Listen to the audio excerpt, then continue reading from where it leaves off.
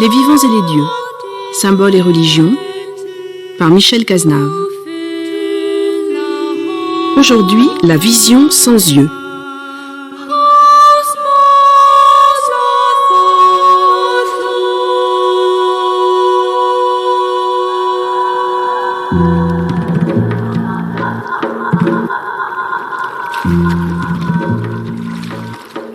On a sans doute remarqué comment, depuis quelques années, le thème du chamanisme a rencontré un très grand écho dans notre culture, à travers ce qu'il est convenu d'appeler aujourd'hui le chamanisme urbain, mais tout autant parfois dans des tentatives de retrouver la vérité première, la vérité primitive de ce chamanisme. Cela dit, dans cette recherche de ce que beaucoup considèrent comme la religion première de l'humanité, on voit très bien comment on a abandonné le chamanisme sibérien pour se tourner vers un chamanisme qui était peut-être plus accessible pour nous autres Européens ou pour nous autres occidentaux en général, à savoir le chamanisme amérindien et plus particulièrement le chamanisme tel qu'il est pratiqué en Amérique du Sud et dans la région de l'Amazonie, dans cette région qui est à cheval à la fois sur le Brésil et sur le Pérou. Et à l'intérieur de ce chamanisme même, il y a une pratique qui a énormément focalisé l'attention de chacun, qui est l'absorption de cette substance qui s'appelle l'ayahuasca. Une substance psychotrope, une substance qui donne des visions d'une certaine façon et qui permet de voir ce que, selon les termes philosophiques, on appellera le monde suprasensible ou, selon le vocabulaire traditionnel, ce qu'on appellera la surnature. Or, c'est un petit peu à cela que nous voudrions nous intéresser aujourd'hui, mais à partir d'un cas extrêmement particulier qui nous est rapporté, celui d'une jeune femme, Hélène, qui est aveugle de naissance et où se pose la question, du coup, qu'est-ce que acquérir la vision, qu'est-ce que voir lorsqu'on est aveugle? Et de ce point de vue-là, on voit bien comment nous sommes obligés de repenser ce qu'est le phénomène visionnaire, et en le rapportant évidemment, sans aucun doute, à sa racine étymologique, le vieil indo-européen Wade, qui signifiait voir et connaissance en même temps, qui a donné l'aidos, c'est-à-dire qui a donné l'idée dans la philosophie platonicienne, et où voir est beaucoup plus de ce côté-là, et à travers cette expérience, du côté sans aucun doute de la connaissance de ce monde au-delà de notre monde, de cet outre-monde, si l'on peut dire, et que voir peut vouloir dire autre chose que ce que nous entendons d'habitude par ce mot. Et pour nous accompagner dans cette exploration, nous avons avec nous Christelle Marie, enseignante, vidéaste, qui a réalisé le DVD accessible aujourd'hui, Hélène ou la traversée du miroir, qui rend compte précisément de ces expériences, et en même temps Édouard Collot, psychiatre, psychanalyste et président de l'Institut Cyrano.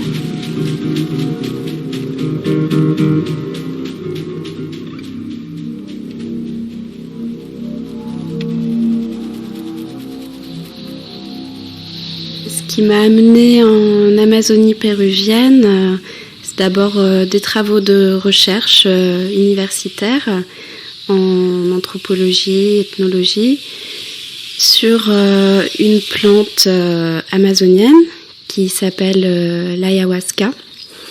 Ayahuasca en quechua, la liane des dieux.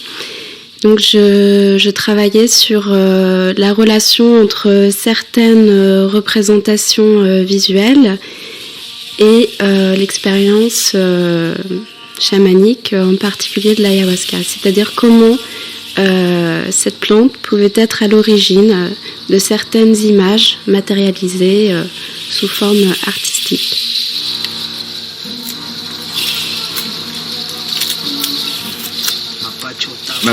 Disons que j'avais un attrait que je ne peux pas expliquer de façon forcément très rationnelle. Je dirais que j'ai été appelée. J'ai du mal à l'expliquer autrement puisque je connaissais absolument pas cette plante et lorsqu'on m'en a parlé pour la première fois au cours d'un dans un cours, justement, j'ai ressenti quelque chose qui est de l'ordre de l'appel. Je ne peux pas le définir autrement. Et 3 semaines après, j'étais partie pour une première exploration au Pérou.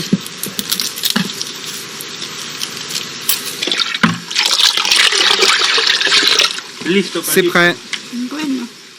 Et ce qui est assez difficile à comprendre avec l'archéolo, tout au moins pour un occidental, c'est que nous avons l'impression que la plante ou les plantes auxquelles on va faire appel dans le travail chamanique, c'est le chaman qui est choisi, alors que finalement il nous dit que c'est plutôt la plante qui choisit la personne. Et ça, évidemment, on a du mal à comprendre ce que ça veut dire. Oui. Moi, je pense que quand on a l'expérience de ces psychodysleptiques, bon, déjà, il faut savoir que dans l'initiation chamanique, le chaman utilise des plantes, mais que très souvent, il les utilise plus après. Que c'est au fond une façon d'ouvrir un certain nombre de canaux, des canaux qui sont autres que les canaux sensoriels que nous connaissons. Je pense que le chaman a une capacité d'aller bien au-delà de notre vision, de notre toucher. Et dans ces visions qui sont propres donc à ce qui peut se produire avec ces substances, eh bien, il y a un réel contact avec l'environnement immédiat. Bon, ce que le chaman appelle la mère de la plante, ou l'esprit de la plante, ou la plante mère. Donc on voit bien que nous on a les teintures mères, donc on voit qu'il y a quand même avec l'homéopathie, quelques ponts comme ça. Mais il y a vraiment un ressenti physique de la qualité de la plante, c'est ce qu'il nous dit, effectivement. Et que lui, il est juste finalement un lecteur d'un univers et avec des sens qu'on connaît pas. Et il va appliquer, comme ça a été fait pour le curare, par exemple. Il faut pas oublier qu'il y a 7 variétés de curare et qu'il y en a que, je crois, 1 ou 2 qui sont pas mortelles. Ils utilisent le curare, et nous l'utilisons grâce à eux dans les anesthésies, le curare qui n'est pas mortel. Comment ils l'ont découvert précisément? C'est toute cette question, et je pense qu'ils ont des canaux sensoriels qui ne sont pas les nôtres, enfin qui sont différents, qu'on possède certainement, mais qu'on a plus utilisés depuis certainement tellement longtemps, ils sont occultés, mais qu'on retrouve quand même chez certaines personnes dans des états de transe qu'on peut déclencher avec des techniques de respiration, d'hypnose, de yoga, de méditation, etc.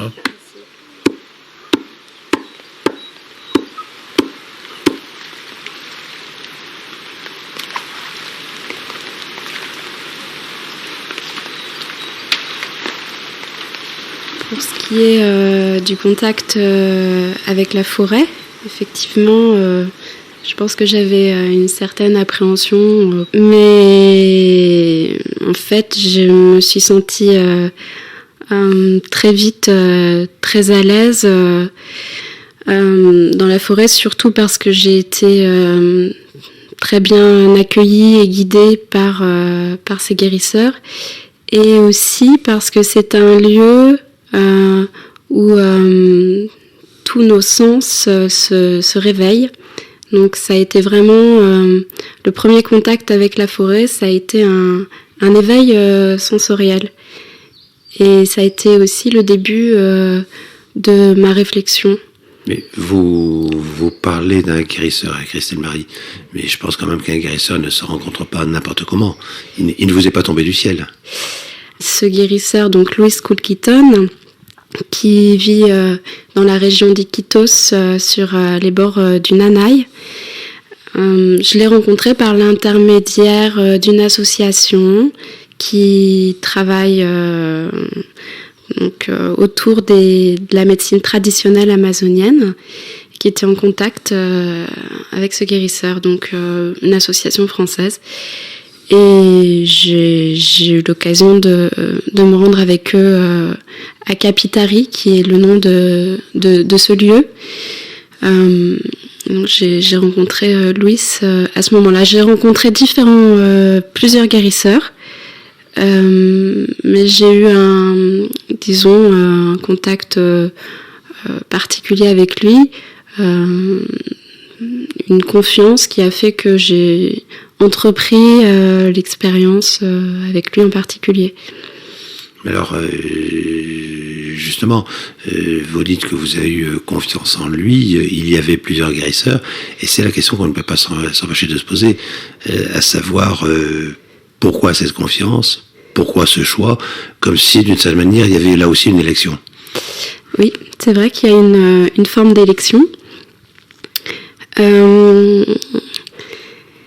Faut dire que c'est pas le premier guérisseur avec qui j'ai pu faire l'expérience de cette plante, l'ayahuasca.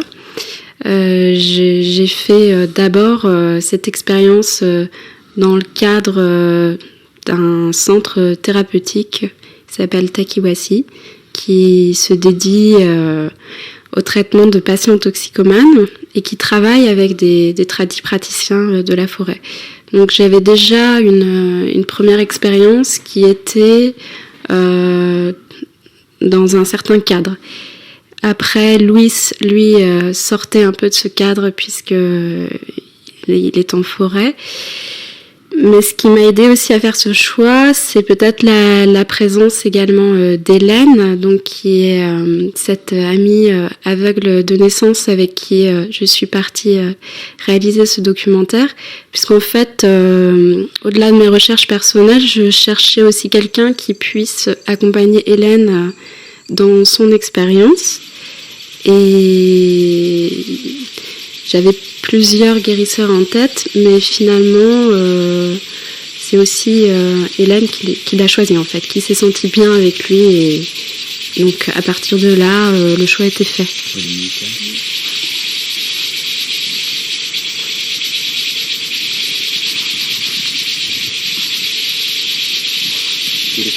Je veux que tu reconnaisses la plante que tu es en train de prendre. Je veux que tu reconnaisses ta plante.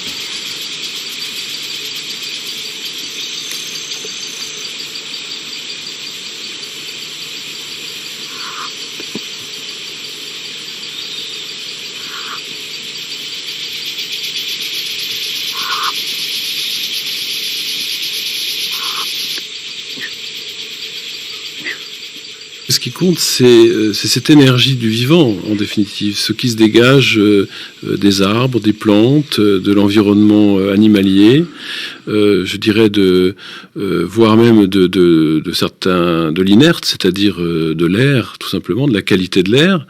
Je pense qu'il y a quelque chose qui se dégage et qui est une chaleur affective, qui est quelque chose qui vient envelopper la personne. C'est-à-dire que on sait par exemple que le contact avec l'animal est très propice à soigner certaines maladies. On recommande à des hypertendus par exemple d'avoir un animal comme un chien et de le caresser régulièrement, ce qui amène à diminuer sa tension.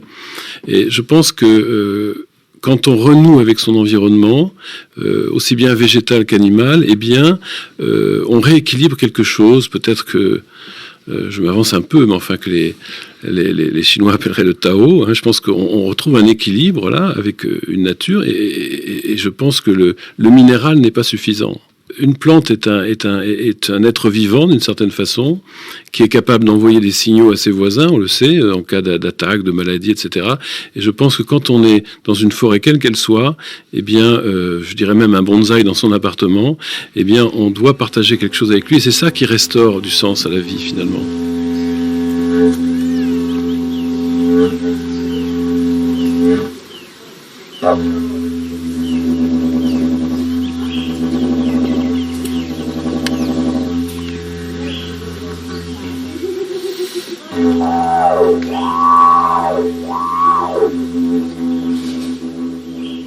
Si vous voulez bien, Christelle Marie, on va quand même commencer par votre expérience à vous. Et je veux dire que prendre de l'ayahuasca, ce n'est quand même pas quelque chose qui ne compte pas. C'est une véritable expérience. Et c'est la question qu'on se pose. Comment l'apprenez-vous? Parce qu'en principe, c'est pris quand même dans tout un contexte culturel qui est extrêmement ritualisé, extrêmement symbolisé d'une certaine manière. Tout à fait. Donc, effectivement, ce rituel, ce contexte très précis, pour ma part, a toujours été respecté. Donc, il s'agit d'un rituel qui est nocturne. C'est une plante qui est faite pour voir, entre guillemets, mais on commence d'abord par se mettre dans le noir. Il y a toute une préparation qui précède la prise de la plante, qui est aussi utilisée, qui est aussi appelée par les guérisseurs traditionnellement la purge. Donc elle elle est aussi là pour nettoyer le corps et l'esprit. Donc il y a aussi des plantes qui se prennent avant, donc ce que j'ai fait. Et donc le contexte, c'est aussi qu'il y a un chaman, un guérisseur qui va nous guider dans cette expérience. Si je vous pose la question, c'est parce qu'elle se pose, parce qu'on sait très bien à quel point l'ayahuasca a connu, je dirais, une fortune en Occident, même si cette fortune est très fantasmatique, et on a l'impression qu'en réalité, l'usage ne peut avoir de sens que dans ce cadre rituel, au contraire. Oui, je suis entièrement d'accord. Je pense que l'usage non ritualisé qui existe, qui est en train de se répandre déjà depuis plusieurs années en Occident et même là-bas, puisqu'on assiste au développement d'une sorte de tourisme chamanique, fait vraiment des ravages, puisque l'usage non ritualisé de cette plante, qui est quand même un puissant psychotrope, peut faire autant... elle peut être un remède pour guérir, autant elle peut être un poison qui détruit. Et justement, de ce point de vue-là, est-ce qu'on ne retrouve pas certaines des intuitions les plus anciennes de ce qu'il était convenu d'appeler la médecine sacrée, à savoir que c'est la même chose qui peut être un médicament, c'est la même chose qui peut être un facteur de mort, et que tout dépend du rapport qui est entretenu. Oui, et ce rapport, en fait, il est entretenu par le patient ou la personne qui fait l'expérience, mais il est aussi régulé par le chaman. Et puisque le chaman est un intermédiaire entre la personne, l'esprit de la personne, la plante, l'esprit de la plante. Et donc il y a une régulation qui s'effectue, notamment par l'utilisation de sons, de chants, les Icaros, qui sont des chants qui vont guider l'esprit dans ce voyage. Et donc il y a certains Icaros qui vont permettre d'entrer dans d'autres niveaux de réalité, je ne sais pas trop comment dire autrement, de les traverser, et d'autres chants qui permettent de revenir à ce qu'on va peut-être appeler notre réalité, je ne sais pas.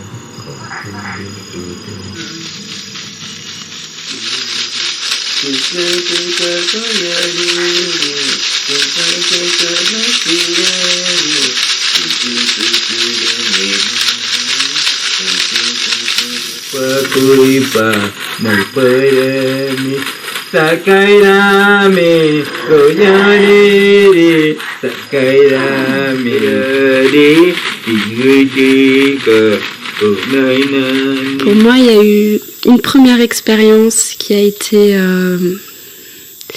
de fusion, je ne sais pas comment dire, avec les éléments en particulier naturels, avec la végétation, la forêt, où j'ai vraiment, comme si j'avais été accueillie par ces esprits des plantes, en tout cas, c'est ce que j'ai ressenti. Et par la suite, j'ai pu faire d'autres types d'expériences. Comme je disais, l'ayahuasca peut confronter à des choses assez difficiles. Elle nous met face à nos limites physiques et psychiques.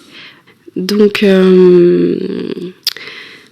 pour moi, il y a eu certains moments assez difficiles, mais qui m'ont quand même donné envie d'aller plus loin et de questionner ce qu'est voir, ce que signifie voir. Puisque, comme je faisais aussi des études de cinéma, ça a beaucoup remis en question ma relation à l'image, cette expérience. Puisque quand je suis rentrée en France, après avoir fait ces expériences, j'avais beaucoup de mal à accorder le crédit que j'accordais à l'image avant.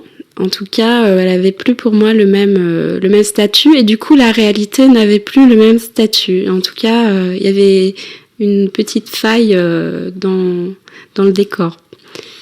C'est une plante qu'on dit visionnaire. Alors, d'autres parlent d'hallucinogène. Donc, je me suis un petit peu questionnée justement aussi sur cette différence entre vision et hallucination, puisque hallucination, on sous-entend que il n'y a pas d'objet, qu'il n'y a pas de réalité, même si elle est autre, tandis que vision, et c'est le terme qu'utilisent les guérisseurs, recouvre une certaine réalité, en tout cas une forme de connaissance. Donc, en ce qui me concerne, j'ai eu de nombreuses visions. Je crois que ça dépend aussi des personnes. Il y en a une que je peux décrire parce que je pense qu'elle est parlante. J'ai eu la vision d'un tableau que je connaissais, qui représentait une nature morte, tout ce qu'il y a de plus classique, des fruits sur une table avec un bol. Et ce bol était légèrement ébréché. Et le tableau représentait, donc dans ce tableau, il y avait aussi l'image de ce qui était sur la table. Il y avait un reflet. Sauf que dans ce reflet, la petite brèche qui était sur le bol avait été oubliée. Et j'ai revu cette image dans une vision d'ayahuasca. Et en fait, ça a été le point de départ d'un questionnement sans fond sur ce que c'est que l'image, la réalité, l'image de la réalité. Oui, mais justement, vous dites un questionnement sans fond, mais pourquoi ce questionnement sans fond? Qu'y avait-il de spécifique ou de particulier dans cette vision par rapport au tableau réel qui tout à coup vous plongeait dans cet abîme de perplexité? Ce qu'il y avait de spécifique, c'est que il y avait d'un côté l'image et le reflet de l'image, et les deux ne coïncidaient pas. Donc ça me renvoyait justement sur l'idée qu'il y a une réalité, qu'il y a peut-être en tout cas plusieurs couches de réalité.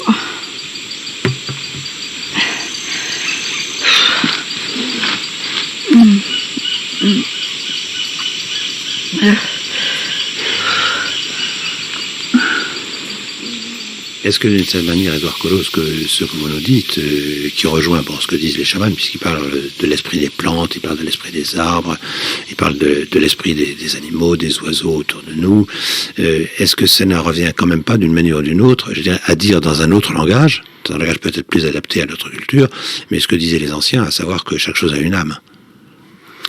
Oui, je pense que la nature en elle-même est une conscience. Il y a une forme de conscience universelle qu'on peut appeler âme si on le souhaite, si on veut. Cette conscience, c'est la conscience du vivant, je dirais, qui est propre aux premières cellules, je dirais, qui sont apparues sur Terre, dont on sait tous les questionnements autour de l'apparition de ces cellules. Donc je pense que cette conscience, elle est immanente à tout système vivant, et on la partage avec notre environnement. Et si on se coupe de l'environnement, je pense qu'on perd du sens.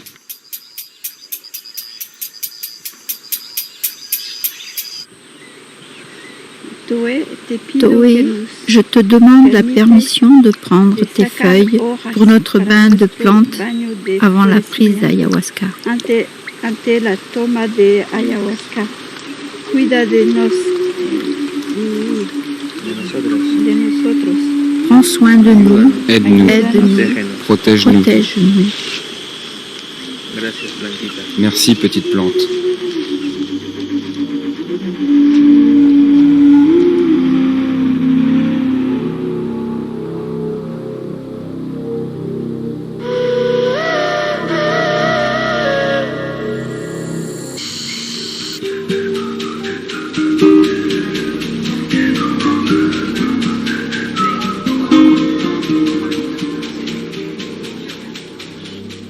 Alors, se pose évidemment une question, Christelle Marie, à savoir, vous êtes en compagnie de votre ami qui est aveugle de naissance, si j'ai bien compris, tout au moins. Oui. Et donc, se dire un phénomène visionnaire, qu'est-ce que cela veut dire pour quelqu'un qui, en principe, n'a pas la vision, au moins la vision des yeux de chair? Voilà, c'est la question que je me suis posée. Donc c'était une sorte de, j'ai envie de dire presque de pari, c'est-à-dire ni moi, ni elle, Hélène, ni Louis, le guérisseur, ne pouvions savoir ce qui allait ressortir de cette expérience. Donc sachant qu'Hélène est aveugle de naissance, a eu pendant une courte période de sa vie, à la suite d'une opération, elle a eu quand même quelques sensations de ce que c'était que la lumière et l'obscurité. Puis finalement est revenue, l'opération n'a pas marché. Il faut dire que c'était un questionnement qui semblait complètement absurde à Hélène, pour Hélène. Puisque de toute manière, elle n'avait jamais vu et ne verrait jamais, que ce soit avec des yeux de chair ou avec l'esprit. Donc, ce qu'il en est ressorti, c'est l'idée qu'on peut accéder à une forme de vision, de représentation, une forme d'image mentale à travers l'utilisation des autres sens. Et c'est ce qui a suscité la prise de l'ayahuasca chez Hélène. Je dirais un approfondissement de l'utilisation des autres sens qui l'a amenée à avoir une capacité de représentation qu'elle n'avait pas avant. Donc la conclusion un peu de ça, c'était que la vision se construit aussi à travers les autres sens. Et justement la relation à la forêt a été très importante. La présence de la forêt a été très importante dans ce cheminement, puisqu'elle a amené à une expérience sensorielle très forte. L'olfaction était beaucoup sollicitée, le toucher qui était déjà très utilisé était encore développé. Elle a touché des dizaines et des dizaines de plantes que Louis lui montrait. Il y a eu aussi des périodes d'isolement en forêt, donc où elle se retrouvait seule en compagnie des plantes. Donc ça lui a permis d'aller peut-être plus loin dans cette démarche-là. Mais est-ce que d'une certaine manière, ce que vous faites ressortir, Christelle Marie, à travers cette expérience, ce n'est pas que... Bon, on sait très bien que l'Occident, je dirais, a lié la connaissance avec la vision de l'œil, puisqu'on sait que dans nos langues, c'est le même radical qui a donné l'idée en grec, ou l'eidos, ou qui a donné la science en allemand, Wissenschaft, et de dire que finalement nous avons perdu peut-être le contact avec nos autres sens, et qu'il peut y avoir des modes de connaissance qui ne relèvent pas de l'œil. Tout à fait. C'est vraiment... C'est vraiment pour moi ce qu'il en est ressorti. C'est-à-dire que beaucoup d'Occidentaux vont vers l'expérience chamanique, ayahuasca ou autre, parce qu'il y a une grande fascination pour la vision, le monde visionnaire. Or, finalement, elle nous met plutôt en contact avec quelque chose qui est d'un autre ordre, et qui est plutôt un retour au corps, Et il faut dire aussi que en dehors, c'est sûr qu'on peut avoir des visions en prenant de l'ayahuasca, mais en dehors de ce type de phénomène, il existe plein d'autres expériences d'ordre kinesthésique. Il y a aussi des choses qui se passent au niveau de l'audition ou même de l'olfaction.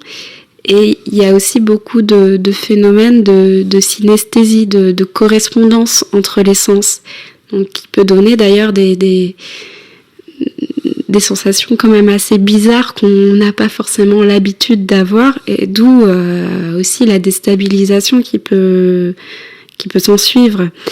Mais en tout cas, même s'il y a cet aspect visionnaire, c'est effectivement plutôt un dépassement de l'idée que voir, c'est voir seulement avec les yeux, ou en tout cas que la construction de l'image peut-être se fait sans peut-être qu'on en ait conscience, avec bien autre chose que simplement les yeux.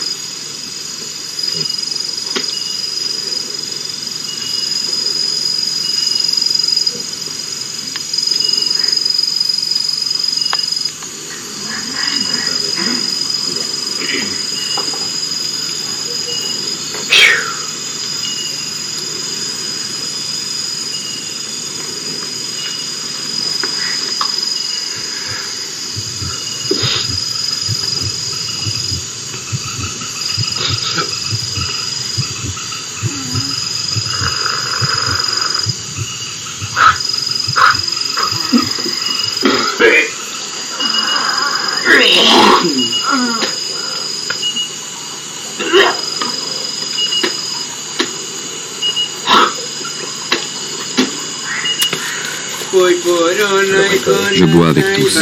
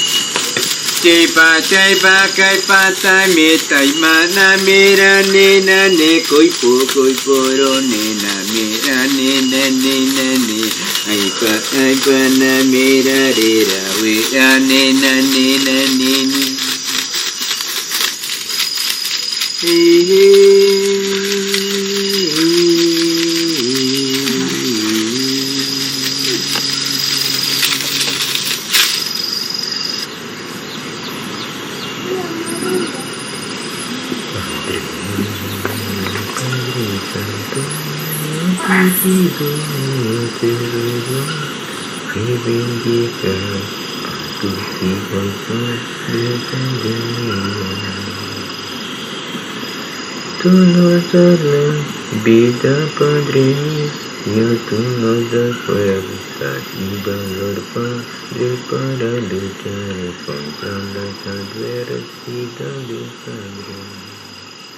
Il y a une question qui se pose, je dirais presque immédiatement, Édouard Collot, c'est que les visions, puisque généralement pour les Occidentaux ça se présente sous le phénomène des visions, mais enfin, disons, les sensations que l'on a ne correspondent pas aux visions ou aux sensations ordinaires, et on sait très bien que chez nous, on a tendance à classer ça sous la rubrique hallucination. Est-ce que véritablement ça relève de l'hallucination telle que nous l'entendons, ou est-ce que le fait qu'on parle d'hallucination ne marque pas simplement, je dirais, un a priori métaphysique de notre part, à savoir qu'il n'existe d'objet que l'objet que l'on peut toucher en face de soi? Du point de vue de la neurologie, il y a un problème là sémantique. On va nommer hallucination toute vision qui va sortir du champ de l'objet habituel de l'observation.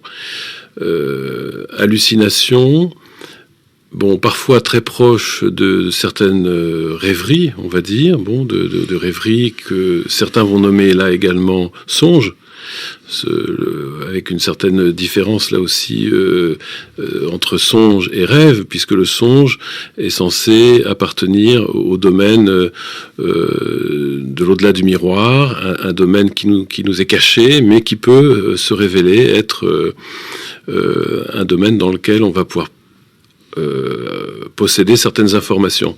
Alors, hallucination ou vision.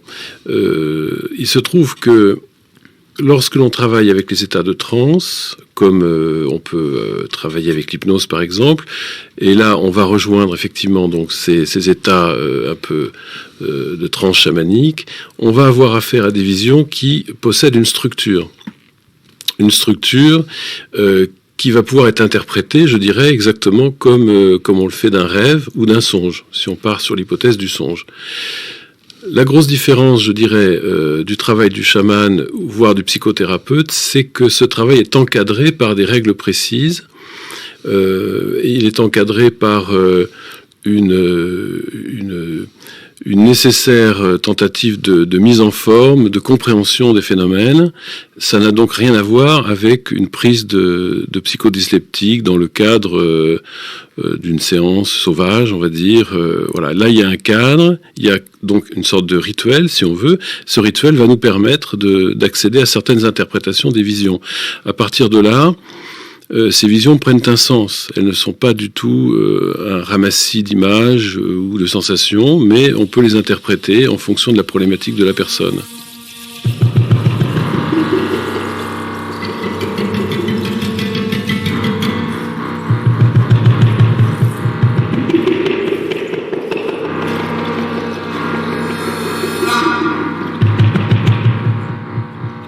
Ce qui est intéressant dans ce cas, précisément, c'est qu'on s'aperçoit que n'ayant pas la capacité, je dirais, corticale d'avoir des visions, elle va développer une accession particulière à d'autres sens. Mais bon, ce qui est très intéressant dans ce travail avec ce chaman, c'est qu'on s'aperçoit que grâce à un ensemble d'un environnement, finalement qui est son lieu d'exercice, c'est-à-dire la forêt, eh bien, il va progressivement permettre à cette patiente, à cette personne, de s'ouvrir sur un monde où on retrouve du sens. C'est-à-dire que finalement, au travers un ensemble de contacts sonores, de contacts olfactifs, de contacts tactiles, cette personne construit un espace, et cet espace elle va échanger avec lui un certain nombre de sensations profondes. Elle va s'identifier à certaines choses qu'elle peut toucher, comme des fleurs. Elle va donc se construire un univers qui va redonner sens à sa vie d'une certaine façon. On voit qu'elle renaît à elle-même, elle le dit d'ailleurs, qu'elle avait le sentiment d'avoir un couvercle sur la tête. Donc elle dit bien que là, tout d'un coup, il y a une ouverture. Et je pense que là, il y a quelque chose de très différent avec le fonctionnement de la thérapie occidentale, si on veut, c'est cette mise en cohérence avec un environnement qui fait que tout d'un coup, on retrouve la coévolution, on retrouve le fait que on peut pas se séparer d'une nature qui quelque part est immanente en nous aussi, qu'on partage cette nature.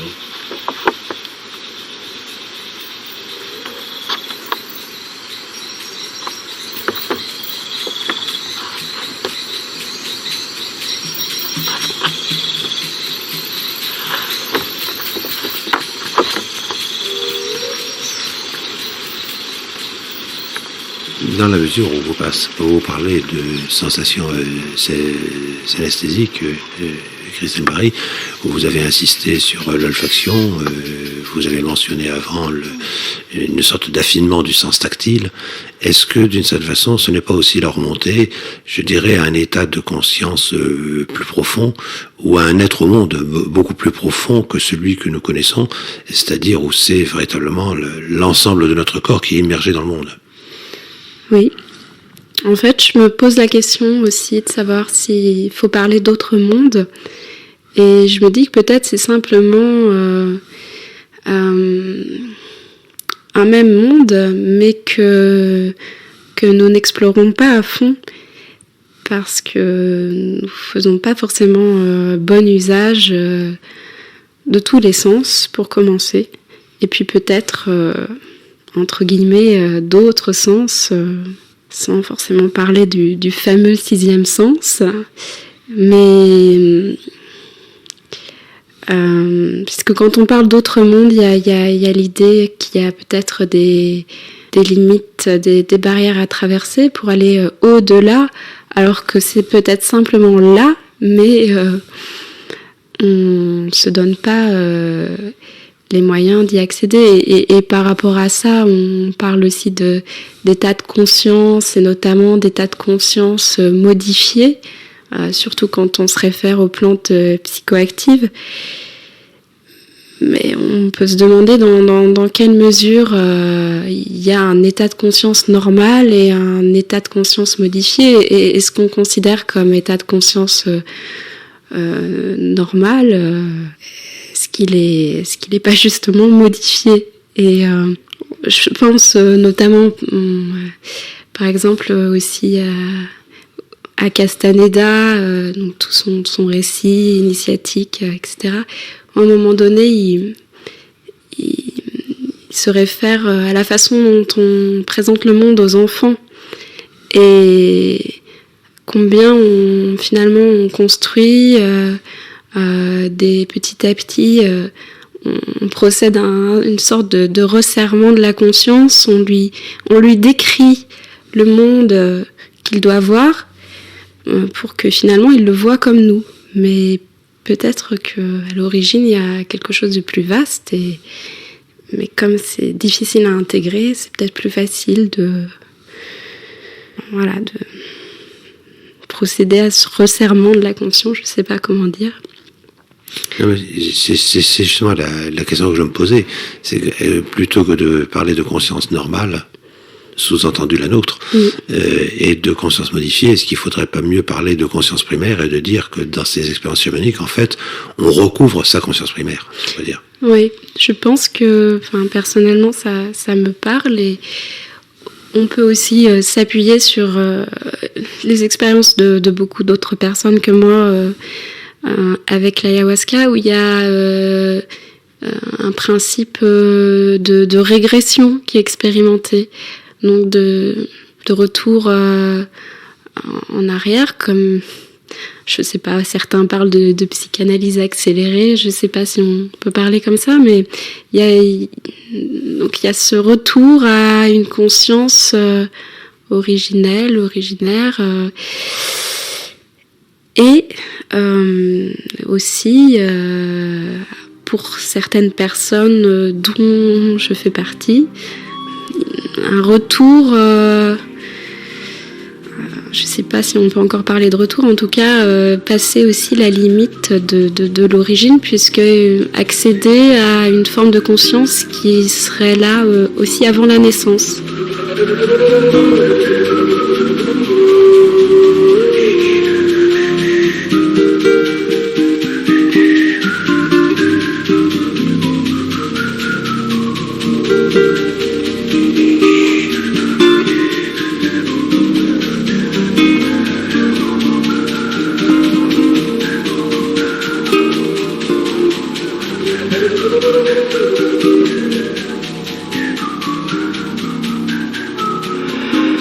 en même temps sur le fond, Édouard Collot, quelle différence êtes-vous entre le travail du chaman, tel qu'il nous a apporté là, ou tel qu'on peut le connaître par ailleurs, et le travail du thérapeute, enfin j'entends du thérapeute tel que nous l'entendons, nous en Occident, dans la mesure où le chaman est aussi un thérapeute, mais c'est pas exactement le même thérapeute que chez nous.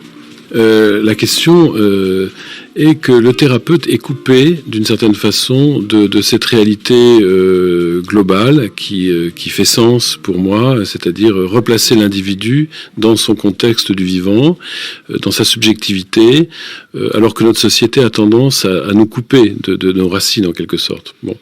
Et le problème du thérapeute occidental, c'est qu'il a le sentiment que la technique est toute puissante. Il a le sentiment que il va pouvoir s'isoler dans son lieu d'exercice et puis, grâce à une technique verbale éventuellement, il va pouvoir restituer du sens à la vie de l'autre et l'amener à soigner, à guérir ses symptômes. Alors que il n'y a pas de réelle intercession, si vous voulez, entre le monde extérieur et le patient du thérapeute, sauf qu'on essaie de resocialiser le patient, par exemple. Donc on essaie de le replacer dans un contexte sociologique, mais c'est très pauvre, finalement. Tandis que le chaman, lui, il est capable, en tant qu'intercesseur, je dirais, entre la nature au sens large, c'est-à-dire l'âme dont vous parliez, enfin la conscience universelle et la personne, il est capable de restituer à la personne, de réouvrir quelque chose chez elle qui, depuis longtemps, est probablement occulté. Donc on voit bien dans cette femme qui suit ces séances d'ayahuasca, mais que c'est tout un environnement et que le chaman, lui, il a des outils que nous, on n'a plus, c'est-à-dire on ne travaille plus. On travaille coupé de l'environnement et ça serait beaucoup plus riche si on pouvait travailler, j'imagine, dans un environnement naturel où il se passerait probablement beaucoup plus de choses que dans un dispensaire ou un cabinet médical.